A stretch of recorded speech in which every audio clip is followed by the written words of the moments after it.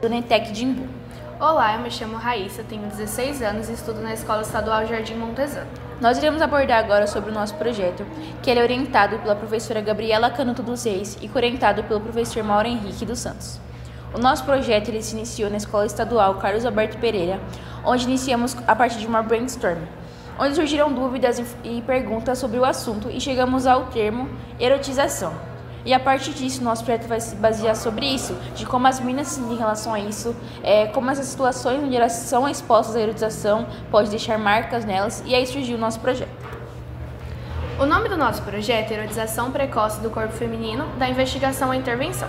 Como já citado pela Ana Júlia, o nosso projeto ele foi desenvolvido por uma reunião de brainstorm, na qual estávamos discutindo situações que nos deixavam desconfortáveis no dia a dia.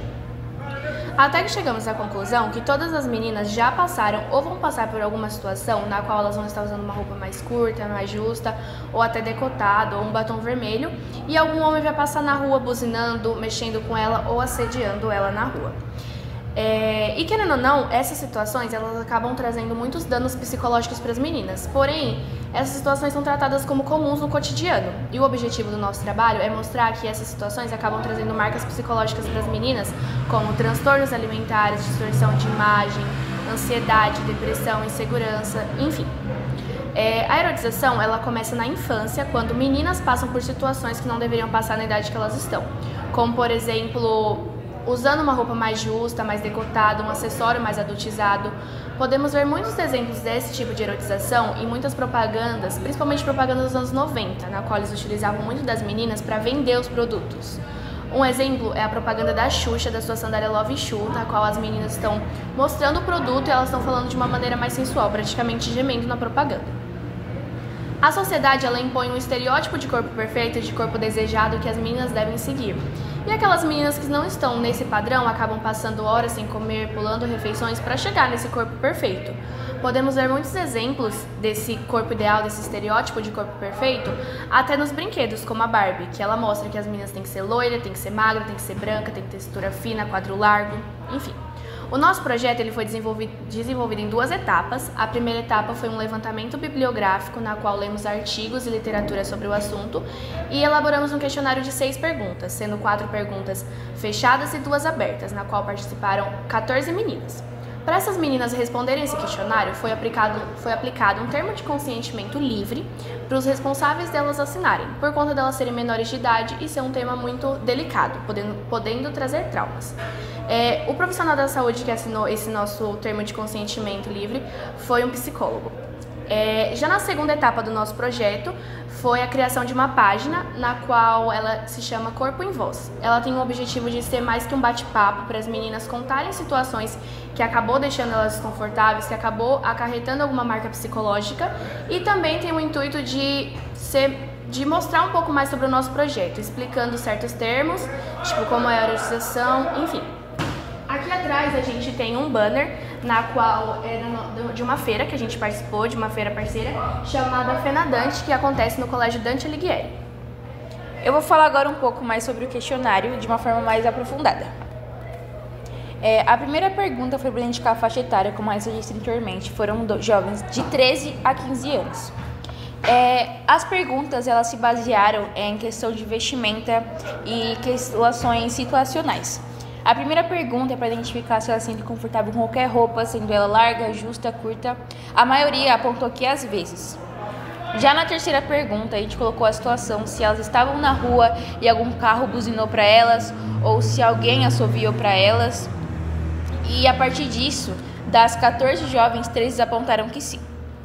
Já na última pergunta aberta, a gente colocou se elas optaram de usar uma roupa mais larga, onde não colocava em evidência o seu corpo, para evitar se sentir constrangido em ambientes públicos. E foi a pergunta que a gente houve maior divergência. E a partir disso, a gente vai partir para as perguntas abertas.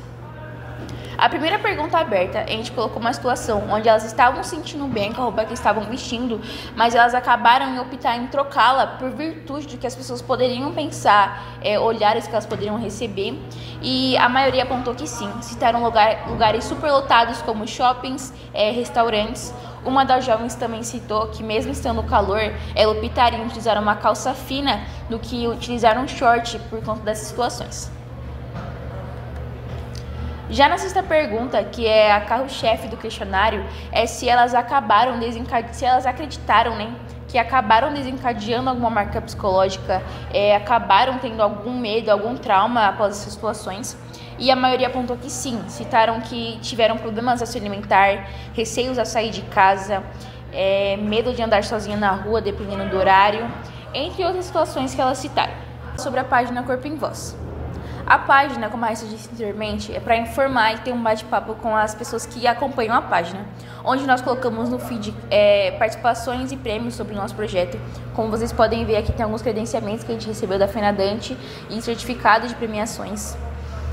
E eu vou falar agora sobre uma publicação em si, que é Frases que o Dominador Teve Encarar, onde fizemos um story de introdução e uma caixa de pergunta anônima.